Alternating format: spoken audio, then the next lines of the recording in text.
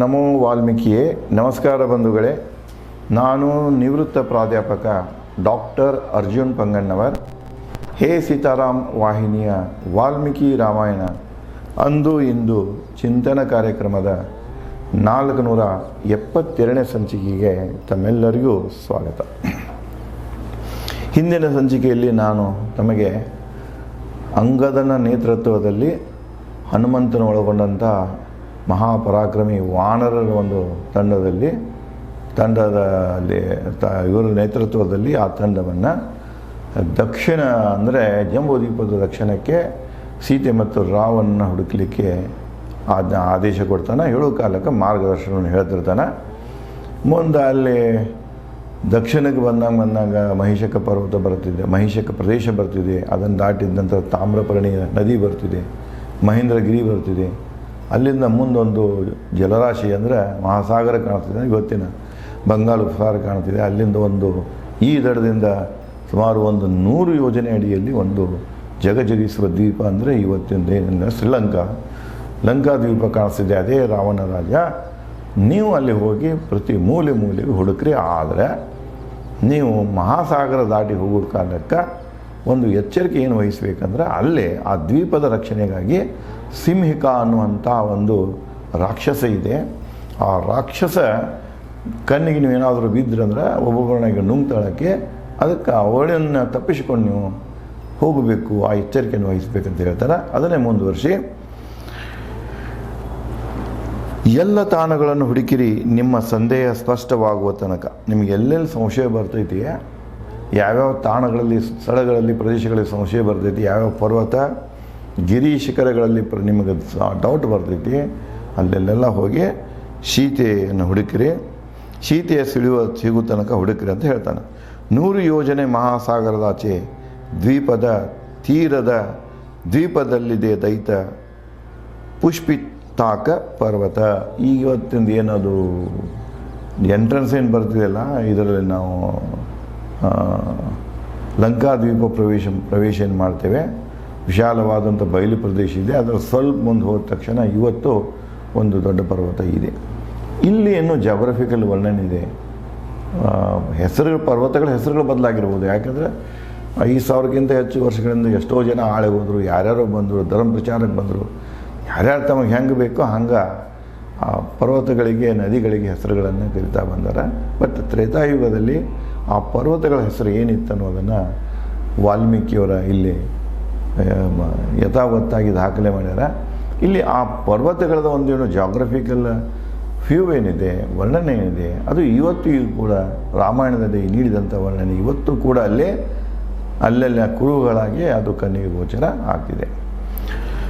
ಮುಂದೆ ಹೇಳ್ತಾನೆ, ತೀರದ ದ್ವೀಪದಲ್ಲಿದೆ ದೈತ ಪುಷ್ಪಿತಾಕ ಪರ್ವತ, ಗಗನಚುಂಬಿ ಪುಷ್ಪಿತಾಕ ಹೊಳೆಯುವುದು ಒಂದೆಡೆ ಸೂರ್ಯ, ಮತ್ತೊಂದೆಡೆ ಚಂದ್ರನಂತೆ. ಆ ಪರ್ವತ ಹೆಂಗೆ ಕಾಣಿಸ್ತದೆ, ಒಂದು ಕಡೆ ಸೂರ್ಯನಂತೆ ಕಾಣಿಸ್ತದೆ, ಮತ್ತೊಂದು ಕಡೆಯಿಂದ ಎಂಗಲ್ ಬಾದಲು ಮಾಡಿ ನೋಡಿದಂಗೆ ಪರ್ವತ ಸೂರ್ಯಚಂದ್ರ ರೀತಿ ಕಾಣಿಸ್ತಿದೆ, ಬೇರೆ ರೀತಿ ಕಾಣಿಸ್ತಿದೆ. ಇವತ್ತು ನೀವು ನೋಡಿರಿ, ಎತ್ತರದ ಪರ್ವತಗಳಿದ್ದು ಅಂದ್ರೆ ನೀವು ಅದರ ಸುತ್ತಮುತ್ತ ಎಂಗಲ್ ಬದಲು ಮಾಡಿ ನೋಡಿದಾಗ ಯಾವ ಎಂಗಲ್, ಪ್ರತಿ ಎಂಗಲ್ದಲ್ಲಿ ಆ ಥರದ್ದೊಂದು ನೋಟನೇ ಬೇರೆ ಕಾಣಿಸ್ತಿದೆ.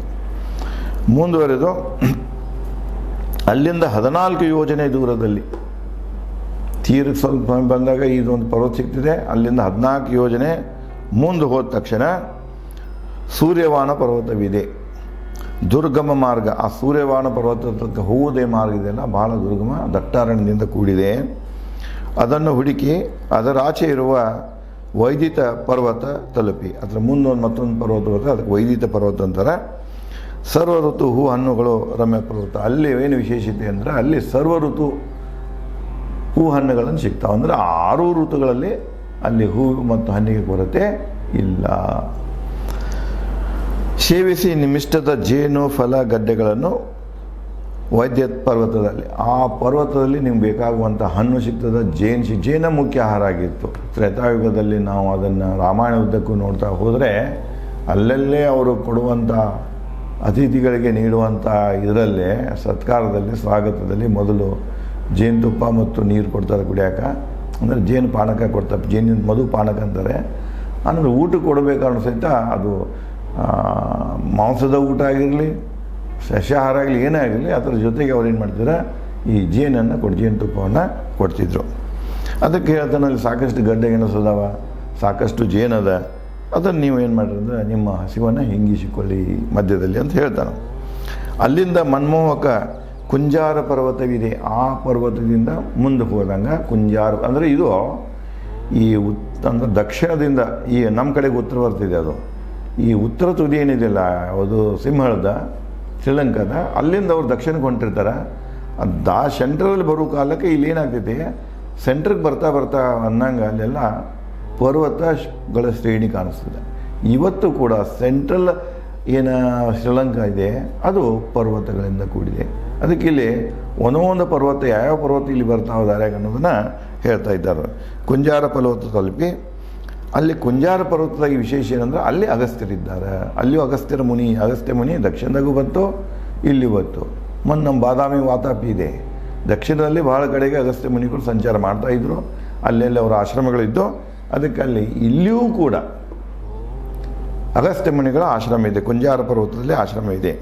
ಅಗಸ್ತ್ಯರಿಗಾಗಿ ನಿರ್ಮಿಸೋನು ವಿಶ್ವಕರ್ಮ ಅರಮನೆ. ಲಂಕಾ ನಿರ್ಮಾಣ ಮಾಡಿದವನು ವಿಶ್ವಕರ್ಮ. ತಮಗೆ ಹೇಳಿದ್ದೇನೆ ಪ್ರಾರಂಭದಲ್ಲಿ, ಅಲ್ಲಿ ಯಕ್ಷರು ಇವತ್ತು ಅದರ ಇತಿಹಾಸದಾಗ ಸಿಗ್ತಿದೆ. ಏನಂದ್ರೆ ಪುರಾತನ ಅಂದರೆ ಇತಿಹಾಸ ಪೂರ್ವದಲ್ಲಿ ಮೊದಲು ಇದನ್ನು ಯಾರು ಆಳಿದ್ರಂದ್ರೆ ಇವರು ಯಕ್ಷರು ಆಳಿದ್ರಂತ ಬರ್ತಿದೆ. ಯಕ್ಷರು ಮತ್ತು ನಾಗರು. ನಾವು ಶ್ರೀಲಂಕಾದ ಇತಿಹಾಸ ನೋಡ್ಕೊಂತ ಹೋದ್ವಿ ಅಂದ್ರೆ ಯಕ್ಷರು ನಾಗರದ ಬರ್ತಿದೆ. ನಾಗರನ ವಾಸುಗಿ ಬರ್ತಾನೆ, ಯಕ್ಷ ಅಂದ್ರೆ ಕುಬೇರ ಬರ್ತಾನೆ. ಕುಬೇರ ರಾವಣನನ್ನ ಅವರಪ್ಪ ಇಬ್ಬರು ಹೆಂಡ್ತಿರೋ, ಮೊದಲೇ ಹೆಂಡ್ತಿ ಮಗ ಇವನು ಕುಬೇರ, ಎರಡನೇ ಕೈಕಸಿ ಅಂತ ರಾಕ್ಷಸಿ ಮಗಳೇನದಲ್ಲ ರಾವಣ. ಮೂಲತಃ ರಾವಣ ಚಲೋ ಇರ್ತಾನೆ, ಅವ್ರ ತಾಯಿನ ಅವನಿಗೆ ಪುಸ್ತಲಾಗಿರ್ತಾಳೆ. ನಿಮ್ಮ ಅಣ್ಣ ಕುಬೇರ ಆಗ್ಯಾನ, ಏನೆಲ್ಲ ಕಟ್ಸ್ಕೊಂಡಾನ, ನೀನೇನು ಹಂಗೆ ಅಡ್ಡಾಡಕತ್ತಿ ಅಣ್ಣನ ಮೇಲೆ ಬಿಟ್ಟ, ಅದೆಲ್ಲ ನೀನು ಇಸ್ಕೊಂಡು ಬಿಡು, ನಿಮ್ಮ ಅಪ್ಪಿಗೆ ಹೇಳು, ಇಲ್ಲಾಂದ್ರೆ ಯುದ್ಧ ಮಾಡಿ ಕಸ್ಕೊ ಅಂತ ಹೇಳಿದಾಗ ಕೇಳ್ತಾನೆ. ನಾವು ಕೊಡಾಕು ತಯಾರಾದರೂ ಅಷ್ಟು ತಾಳ್ಮೆ ಇರೋದಿಲ್ಲ ರಾವಣನಲ್ಲಿ. ಯುದ್ಧ ಮಾಡಿ ಅವನ್ನ ಶ್ರೀಲಂಕಾದಿಂದ ಲಂಕೆಯಿಂದ ಓಡಿಸಿಬಿಡ್ತಾನೆ. ಇಲ್ಲಿ ಕುಬೇರನಿಗಾಗಿ ವಿಶ್ವಕರ್ಮ ಈ ಲಂಕಾ ನಗರಿಯನ್ನು ನಿರ್ಮಾಣ ಮಾಡಿರ್ತಾನೆ. ಅದನ್ನು ಬಿಟ್ಟು ಓಡಿದ ನಂತರ ಎಲ್ಲರೂ ಯಕ್ಷರು ಓಡಿ ಹೋಗಿಬಿಡ್ತಾರೆ. ಇಲ್ಲಿ ಉಳಿದದ್ದು ಯಾರಪ್ಪ ಅಂದರೆ ಇವರು ಉಳಿತಾರೆ, ರಾಕ್ಷಸರು ಉಳಿತಾರೆ. ಯಾಕಂದರೆ ಅವನ ಜೊತೆಗೆ ರಾಕ್ಷಸರನ್ನ ಬರ್ತಾರೆ. ವಿಷ್ಣು ಸೋತಿ ಎಲ್ಲೋ ಒಂದು ಕಡೆ ಹಿಡಿಕೊಂಡು ಕೂತಿರ್ತಾರೆ, ತಾಣಗಳಿರೋದಿಲ್ಲ ಅವ್ರಿಗೆ. ಆವಾಗ ಇವ ರಾವಣ ಗೆದ್ದಿದ್ದ ನಂತರ ತನ್ನ ಎಲ್ಲ ಸಂಬಂಧಿಗಳನ್ನು, ರಾಕ್ಷಸ ಸಂಬಂಧಿಗಳನ್ನು ಅಲ್ಲಿ ಲಂಕೆ ಕರೆದ ಲಂಕಾದಲ್ಲಿ ರಾಕ್ಷಸರ ರಾಜ್ಯ ಆಗ್ತಿದೆ. ಆದರೆ ಅಗಸ್ತ್ಯರಿರುವಂಥ ಕುಂಜರ ಪರ್ವತವಾಗಲಿ ವಾಸಿಗೆನೂ ಅನಿಸಿರ್ತಾನೆ ಅವನು. ಆದರೆ ಅಗಸ್ತ್ಯರಿಗೆ ಗೋಜಿಗೆ ಹೋಗೋದಿಲ್ಲ ರಾವಣ. ಅದಕ್ಕೆ ಅಲ್ಲಿ ಅಗಸ್ತ್ಯರ ಕೆಲವೊಂದು ರಕ್ಷಣೆಗಾಗಿ ಅಲ್ಲಿಯೂ ಕೂಡ ಅಗಸ್ತ್ಯರ ಆಶ್ರಮ ಇರ್ತಿದೆ. ಅಗಸ್ತ್ಯರಿಗಾಗಿ ನಿರ್ಮಿಸನು ವಿಶ್ವಕರ್ಮ ಅರಮನೆ ಕುಂಜಾರದಲ್ಲಿ ಮುತ್ತು ರತ್ನ ವೈಡೂರ್ಯಗಳಿಂದ ಅಲಂಕೃತ. ಅಲ್ಲಂತೂ ಲಂಕಾ ವಿಶೇಷ ಮುತ್ತು ರತ್ನಗಳು ಸಿಗ್ತಾವೆ, ಹರಳುಗಳು ಕಿಮ್ಮತ್ತಿನ ಹರಳುಗಳು ಸಿಗ್ತಾವೆ. ಇವತ್ತು ಪ್ರಸಿದ್ಧಿದೆ. ಒಂದಂತೂ ಹರಡಿದೆ, ಅದು ಬೇರೆ ಕಡೆ ಎಲ್ಲಿ ಸಿಗೋದಿಲ್ಲ. ವಿಶೇಷವಾಗಿ ಶಾಪ್ಲಿನನ್ನು ಅಂತಾರೆ ಅದಕ್ಕೆ. ಅದು ಹಳದಿ ಕಲರ್ದು ಇರ್ತದೆ. ಕ್ಯಾರೆಟ್ ಹೆಚ್ಚಾದಂಗೆ ಇದು 5-6 ಕ್ಯಾರೆಟಿಗೆ ಬಂತಂದ್ರೆ ಅದು 6 ಲಕ್ಷ 7 ಲಕ್ಷ ರೂಪಾಯಿ ಸಿಗ್ತಿದೆ. ಅದು ಅಂಥ ಕಿಮ್ಮತ್ತಿನ ಹರಳುಗಳು ಶ್ರೀಲಂಕಾದಲ್ಲಿ ಸಿಗ್ತವೆ. ಇವತ್ತಿನ ನೀವು ಟೂರ್ಗೆ ಹೋದ್ರೂ ಅಲ್ಲಿ ಒಂದು ಪ್ರದೇಶನೇ ಇದೆ, ಅಲ್ಲೆಲ್ಲ ಜೆಮ್ಸನ್ನು ನಿಮಗೆ ನೋಡಲಿಕ್ಕೆ ಸಿಗ್ತಿದೆ. ಹರಡಿದೆ ಅಗಸ್ತ್ಯರ ಮನೆ ಕುಂಜಾರದಲ್ಲಿ. 10 ಯೋಜನೆ ಎತ್ತರ, 1 ಯೋಜನೆ ವಿಸ್ತಾರದಲ್ಲಿ. ಒಂದು ರಾಜ್ಯ ಎಷ್ಟಿದೆ ಅಂದರೆ 10 ಯೋಜನೆ ಎತ್ತರ ಇದೆ ಮತ್ತು 1 ಯೋಜನೆ ವಿಸ್ತಾರದಲ್ಲಿದೆ. ಅಂದರೆ ಆ ಪರ್ವತನ ಸಂಪೂರ್ಣವಾಗಿ, ಕುಂಜರ ಪರ್ವತ ಏನಿದೆ ಅದು ಸಂಪೂರ್ಣವಾಗಿ ಅಗಸ್ತ್ಯರ. ಆ ಪರ್ವತದ ಎತ್ತರ ಎಷ್ಟಿದೆ? 10 ಯೋಜನೆ ಇದೆ. 10 ಯೋಜನೆ ಎತ್ತರ ಇದೆ. ಅದು ಅಗಲಕ್ಕೆ ಎಷ್ಟು ವಿಸ್ತಾರಗೊಂಡಿದೆ ಅಂದರೆ 1 ಯೋಜನೆ. ಅಲ್ಲಿಯೇ ವಿಷಕಾರಿ ಸರ್ಪಗಳಿಂದ ರಕ್ಷಿತ ಭೋಗವತಿ ನಗರವಿದೆ. ವಾಸುಕಿ ರಾಜ್ಯ, ಅದು ಭೋಗವತಿ ನಗರ ಇದೆ. ಮುಂದೆ ಸರ್ಪಗಳ ರಾಜ ವಾಸುಕಿ ರಾಜ್ಯ ಭೋಗವತಿ. ಈಗಲೇ ಹೇಳಿದ್ದೆ ನಿಮಗೆ, ಅದರ ಇತಿಹಾಸ ನೋಡಿದಾಗ ಅದನ್ನು ಕ್ರಿಸ್ತಿ ಶಕ ಪೂರ್ವದು ಹೆಚ್ಚು ಕಡಿಮೆ ಇವತ್ತು prehistoric and historic period ಅಂತ ಕರೀತಾರೆ. ಪ್ರೀ ಹಿಸ್ಟಾರಿಕ್ ಪೀರಿಯಡ್ನಲ್ಲಿ ನಾವು ಅದು ಇತಿಹಾಸ ನೋಡಿದಾಗ ಅಲ್ಲಿ ಬರುವುದು ಯಾರಂದರೆ ಯಕ್ಷರು ಮತ್ತು ವಾಸುಕಿ. ಯಕ್ಷರು ಹೋದ ನಂತರ ಇವರು ರಾಕ್ಷಸರು ಬರ್ತಾರೆ. ಆ ನಂತರ ಈ ಕಡೆ ಹಿಸ್ಟಾರಿಕ್ ಪೀರಿಯಡ್ ಈ ಕಡೆ ಎಲ್ಲಿ ಬರ್ತದೆ ಅಂದರೆ ಅದು ನಿಮ್ಗೆ ಹೇಳಿಲ್ಲ, ಶ್ರೀ ವಿಜಯ ಅಂತ ಬರ್ತಾನೆ. ಆ ವಿಜಯದ ನಂತರ ಅಂದರೆ ಮತ್ತು ಇವು ನಮ್ಮ ದಕ್ಷಿಣದ ರಾಜರು ಕೂಡ ಅದನ್ನು ಆಳ್ತಾರೆ. ಕಶ್ಯಪ್ ಅಂತ ಬರ್ತಾನೆ, ಬಹುತೇಕ ಅದು 7ನೇ ಶತಮಾನ ಇರಬೇಕು. ನಂತರದ್ದು ಯಾವುದು BC ನಂತರ, ಇದು AD ಅದು. ಇದೆಲ್ಲ ಇತಿಹಾಸ ನಾವು ಕೆಣಕಿ ನೋಡಿದಾಗ ಅಲ್ಲಿ ನಮಗೆ ಸಿಗ್ತಿದೆ. ಅದಕ್ಕೆ ನಾವು ಅಲ್ಲಿ ಮಿಕ್ಸಡ್ ತಳಿ ಸಿಗ್ತಿದೆ ನಮಗೆ. ಏನಂದರೆ ಇಂಡಿಯಾದಿಂದ ಹೋದವರು ತಳಿಗಳದವ, ವಿಶೇಷವಾಗಿ ಅಲ್ಲೇನಿದ್ದರಲ್ಲ ಒರಿಜಿನಲ್ಸ್ ಏನದಲ್ಲ ಅವ್ರು ಇವತ್ತು ಕಾಣಿಸೋ ಅವ್ರ ಮೈಕೊಟ್ಟು ಅವ್ರ ಹೋಲಿಕೆ ನೋಡ್ಬೇಕಾದ್ರೆ ಅವರು ಭಿನ್ನನ ಕಾಣಿಸ್ತಾರೆ. ಲಂಕಾದಾಗ ಹೋದರೆ ನಿಮಗೆ ಅವು ತಳಿ ಕಾಣಿಸ್ತವೆ, ಲಂಕಾ ತಳಿನೇ ಬೇರೆ ಕಾಣಿಸ್ತವೆ. ಇನ್ನು ಹೊರಗಿಂದ ಹೋದವ್ರು ತಮಿಳುನಾಡಿನಿಂದ, ಲಂಕಾ ಇತರದಿಂದ ಬೇರೆ ಬೇರೆ ಕಡೆಯಿಂದ ಏನು ಹೋಗಿ ನಡುಗಡೆ ಸೇರಿಕೊಂಡದಲ್ಲ ಅವ್ರಿಗೂ ಗೊತ್ತಾಗ್ತಿದೆ. ಧರ್ಮದಾಗ ಏನಿದೆ ಅಲ್ಲಿ ಕ್ರಿಶ್ಚಿಯಾನಿಟಿನೂ ಬೆಳೀತಾ ಇದೆ, ಇಸ್ಲಾಮು ಬೆಳೀತಾ ಇದೆ, ಬೌದ್ಧ ಧರ್ಮ ಮುಖ್ಯ ಅದಲ್ಲಿ ಅಲ್ಲೇ ಮೊದಲು ಅದನ್ನು ಇದು ಮಾಡ್ಕೊಂಡಿದ್ದದು. ಹಿಂದೂ ಧರ್ಮವೂ ಇದೆ. ಈ ಎಲ್ಲ ಧರ್ಮದ ಜನ ಅಲ್ಲೇ ಇವತ್ತು ನಮಗೆ ಶ್ರೀಲಂಕಾದಲ್ಲಿ ನೋಡಲಿಕ್ಕೆ ಸಿಗ್ತಿದೆ. ಹುಡುಕಿರಿ ಸೀತೆಯನ್ನು ಭೋಗವತಿ ರಾಜ್ಯದಲ್ಲಿ ದಾಟಿ ಅದನ್ನು ವೃಷಭ ಪರ್ವತ ತಲುಪಿರಿ. ಇವಂದ ಅಗಸ್ತ್ಯ ಮುನಿದ ಕುಂಜಾರ ಪರ್ವತ ಪ್ರದೇಶವನ್ನು ದಾಟ್ರಿ, ಅಲ್ಲಿಂದ ಮುಂದೆ ಹೋಗಿ ಭೋಗವತಿ ರಾಜ್ಯ ಅಲ್ಲಿ ಹುಡುಕ್ಯಾಡ್ರಿ, ವಾಸಕಿ ರಾಜ್ಯದಲ್ಲಿ ಹುಡುಕ್ರಿ. ಅದನ್ನು ದಾಟಿದ ನಂತರ ನಿಮಗೆ ವೃಷಭ ಪರ್ವತ ಅಂದರೆ ಗೂಳಿ ಆಕಾರದಂಥ ಒಂದು ದೊಡ್ಡ ಪರ್ವತ ಸಿಗ್ತಿದೆ.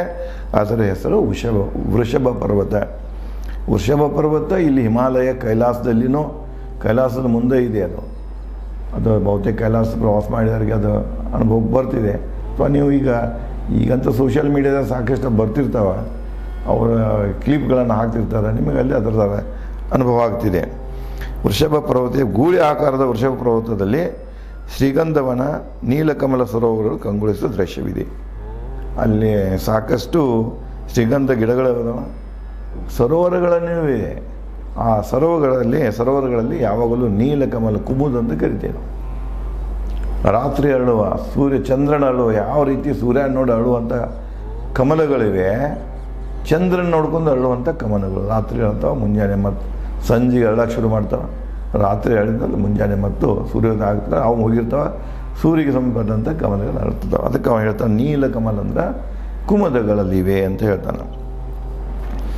ಮುಟ್ಟದಿರಿ ಶ್ರೀಗಂಧ ವೃಕ್ಷಗಳನ್ನು, ಅಲ್ಲಿ ಹೋದಂಥ ಆ ಗಿಡ ಮುಟ್ಟಕ್ಕೆ ಹೋಗ್ಬಿಟ್ಟು ಆ ಗಿಡಗಳನ್ನು ರೋಹಿತ ನಾಮ ಗಂಧರ್ವ ಅವುಗಳನ್ನು ರಕ್ಷಿಸಿದ್ರು. ಆ ಗಿಡಗಳದ ವನದ ರಕ್ಷಕ ಯಾರಂದ್ರೆ ರೋಹಿತನವದನ, ಅವನ ಅಪ್ಪಣೆ ಇಲ್ಲದೆ ನೀವು ಯಾವ ಗಿಡ ಮರಗಳನ್ನು ಮುಟ್ಟಕ್ಕೆ ಹೋಗ್ಬಿಟ್ರಿ. ಮುಟ್ಟಿದ್ರಪ್ಪ ಅಂದ್ರೆ ನೀವು ಉಲ್ಲಂಘನೆ ಮಾಡ್ದಾಗೈತಿ, ಅವನು ನಿಮ್ಮ ಮ್ಯಾಗ ಹಲ್ಲ ಮಾಡ್ತಾನೆ. ಅದಕ್ಕೆ ನೀವೇನಾಗಿರಿ ದೂತರಾಗಿ ಅಲ್ಲಿ ಹುಡ್ಕಾಕೆ ಹೋಗಿರಿ, ಯುದ್ಧ ಮಾಡೋಕೆ ಯುದ್ಧಕ್ಕೆ ಹೊಂಟಿಲ್ಲ, ನೀವು ಹುಡ್ಕಾಕೆ ಹೊಂಟಿದ್ರಿ. ಅದಕ್ಕೆ ನೀವು ಎಚ್ಚರಿಕೆಗಳನ್ನು ವಹಿಸಬೇಕು ಅಂತ ಹೇಳ್ತಾರೆ. ಶೈಲೂಷ, ಗ್ರಮಣಿ, ಶಿಕ್ಯ, ಶುಕ ಮತ್ತು ಬಬ್ರು ನಾಮ ಪಂಚಗಂಧರ್ವ ರಾಜರು ವಾಸಿಸ್ತಾರೆ. ಅಲ್ಲಿ 5 ಜನ ಗಂಧರ್ವರು ಇದ್ದಾರೆ. ಈ ಗಂಧರ್ವರು ಎಲ್ಲರೂ ಇದ್ದಾರೆ. ಇವ್ರ ಮೂಲ ತಾಣ ಇವತ್ತಿನ ಅಫ್ಘಾನಿಸ್ತಾನ್. ಇವರೆಲ್ಲ ಪೋಷಣೆ ಇದನ್ನೇನಂತೀರಿ ನೀವು, ಉಡುಪುಗಳನ್ನು ಹಾಕಿ ಶೃಂಗಾರ ಪ್ರಿಯರ ಮಂದಿದೆ. ಗಾಯನ, ಸರೆ ಅಂದರೆ 3 ಇರ್ತಿದ್ದು ಅವರಿಗೆ. ಈ ಹೆಣ್ಣೊಂದು ಸ್ತ್ರೀನೂ ಇತ್ತು ಅವ್ರಿಗೆ, ನೃತ್ಯ, ಗಾಯನ ಇತ್ತು, ಮತ್ತು ಸರಾಯಿ, ಮಧು, ಸೋಮರಸದ್ದು. ಅವರಲ್ಲಿ 5 ಜನ ರಾಜರಿದ್ದಾರೆ. ಯಾರ್ಯಾರಪ್ಪ ಅಂದರೆ ಹೇಳಿದ ಶೈಲೂಷ, ಗ್ರಮಣಿ, ಶಿಕ್ಯ, ಶುಕ ಮತ್ತು ಬಬ್ರು ನಾಮ ಪಂಚಗಂಧರ್ವ ರಾಜರು ವಾಸಿಸಿರಲ್ಲಿ. ವೃಷಭ ಪರ್ವತದ ರಾಶೆ ಭೂಶಿರ ಇದೆ. ಆ ವೃಷಭ ಪರ್ವತದ ಆ ಕಡೆಗೆ ಭೂಮಿ ಎಂಡ್ ಆಗ್ತದೆ. ಅದಕ್ಕೆ ಆ ಭೂಶಿರದ ಆಚರೆ ಕತ್ತಲಾವರಿಸಿದೆ. ವೃಷಭ ಪರ್ವತನ ಕೊನೆಯದು. ಶ್ರೀಲಂಕಾ ದಕ್ಷಿಣಕ್ಕೆ ಕೊನೆಗೊಳ್ಳುವುದು ಆ ನಡುಗಡ್ಡೆ ಆ ಪರ್ವತದ ಆ ಕಡೆಗೇನಿದೆ ಭೂಮಿ ಇಲ್ಲ, ಅಲ್ಲೆಲ್ಲ ಕತ್ತಲನೆ ಇದೆ. ಅದೇ ಯಮನ ಲೋಕ. ಆ ಕಡೆ ಏನು ಹೋಗ್ತಿಲ್ಲ ದಕ್ಷಿಣಕ್ಕೆ, ಅದೆಲ್ಲ ಯಮಲೋಕ. ಯಾಕಂದ್ರೆ ಅಲ್ಲಿ ಯಾವ ಭೂಪ್ರದೇಶ, ಅಲ್ಲಿಂದ ನೀವು ನೆಕ್ಸ್ಟ್ ಎಲ್ಲಿ ತನಕ ಹೋಗ್ಬೇಕಂದ್ರೆ ಒಮ್ಮೆಲೆ ದಕ್ಷಿಣ ಧ್ರುವಕ್ಕೆ ಹೋಗಬೇಕು. ಅಲ್ಲೆಲ್ಲ ತಮಗೆ ಗೊತ್ತಿದೆ, 6 ತಿಂಗಳ ಹಗಲಿ, 6 ತಿಂಗಳ ಕತ್ಲ, ಯಾವ ಸಮಯನೂ ಇಲ್ಲ, ಸಾಗರ ರಾಶಿನೇ ಇದೆ ಅಂತ ಹೇಳಿದಾಗ ಅದು ಮತ್ತು ಯಮಲೋಕನ ಅಲ್ಲಿ ಯಾರೂ ಹೋಗೋಕ್ಕಾಗೋದಿಲ್ಲ, ಜೀವಂತ ಹೋಗಲಿಕ್ಕೆ ಸಾಧ್ಯ ಇಲ್ಲ ಅನ್ನುವಂಥದ್ದು ಆವಾಗ ಅವರ ಅನುಭವಕ್ಕೆ ಬಂದಾಗಿತ್ತದು. ಅದಕ್ಕೆ ಅದನ್ನು ಅವ್ರು ಏನಂತ ಕರೆದ್ರು, ಅದರ ಆಚೆಗೆ ಇರೋದು ಯಮಲೋಕ. ಆ ಕಡೆ ಹೋಗಬೇಡ್ರಿ.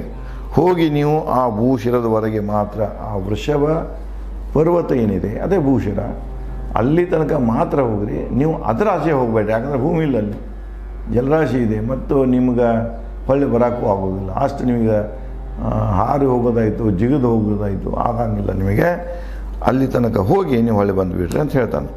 ಎಲ್ಲ ಪ್ರದೇಶಗಳಲ್ಲಿ ಹುಡುಕಿರಿ ಸೀತೆಯನ್ನು, 1 ಮಾಸದಲ್ಲಿ ಹುಡುಕಿ ಸೀತೆ ಮಾಹಿತಿ ನೀಡಿದವನಿಗೆ ಕೊಡುವೆ ನನ್ನ ಸಮಾನ ಸೌಲಭ್ಯಗಳನ್ನು. ಸುಗ್ರೀವ ಒಂದು ಬಕ್ಷಿಸಿಬಿಡ್ತಾನೆ. ಅಲ್ಲಿ ತನಕ ನೀವು ಹೋಗಬೇಕು, ಹೊಳ್ಳಿ ಮತ್ತೆ ನೀವು ಕಿಷ್ಕಿಂದಕ್ಕೆ ಬರಬೇಕು. ಎಷ್ಟು ಟೈಮ್ನಾಗ ಟೈಮ್ ಬೌಂಡ್ ಇದೆ ಅದು, 1 ತಿಂಗಳು. 15 ದಿವಸನ್ಯಾಗ ಹೋಗಬೇಕು, 15 ಹುಡುಕೊಂತ ಹೋಗಬೇಕು, ಬರೋ ಮುಂದೆ 15 ದಿವಸ ಬರಬೇಕು. 1 ತಿಂಗಳದಾಗ ಯಾರಲ್ಲಿ ತನಕ ಹೋಗಿ ಮೊದಲು ಸೀತೆಯ ಸುಳುವನ್ನು ಕೊಡ್ತಾರ ಅವರಿಗೆ ನಾನೇನು ಸೌಲಭ್ಯಗಳನ್ನು ಪಡಿತಾ ಇದ್ದೇನಲ್ಲ ಅವು ಎಲ್ಲ ಸೌಲಭ್ಯಗಳನ್ನು ಕೊಡ್ತೇನೆ.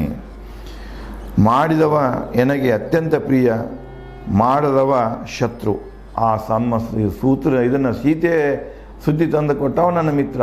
ಯಾರು ನನ್ನ ಆಜ್ಞೆ ಇದು ಮಾಡಲಿಲ್ಲ, ನೀವು ಸೀತೆ ಸುಳ್ಳನ್ನು ತಂದು ಕೊಡಲಿಲ್ಲ, ಹುಡುಕ್ಲಿಲ್ಲ, ಸರಿಯಾಗಿ ಕೆಲಸ ಮಾಡಲಿಲ್ಲ ಅಂದರೆ ನೀವೇ ನನ್ನ ಶತ್ರು.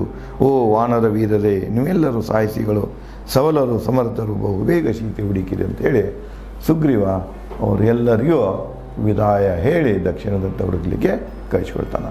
ಇನ್ನು ಮುಂದೆ ಪಶ್ಚಿಮಕ್ಕೆ ಯಾರ ನೇತೃತ್ವದಲ್ಲಿ ವಾನರ ಗುಂಪನ್ನು ಸೇರಿಸಿ ಕಳಿಸ್ತಾನೆ ಮತ್ತು ಅಲ್ಲಿ ಏನು ಮಾರ್ಗಸೂಚಿ ಕೊಡ್ತಾನೆ, ಆ ಪ್ರದೇಶ ಯಾವುದನ್ನು ಹೊಂದಿದೆ ಅನ್ನೋದನ್ನು ನಾನು ತಮಗೆ ಮುಂದಿನ ಸಂಚಿಕೆಯಲ್ಲಿ ಹಂಚಿಕೊಳ್ಳುತ್ತೇನೆ. ಧನ್ಯವಾದಗಳು.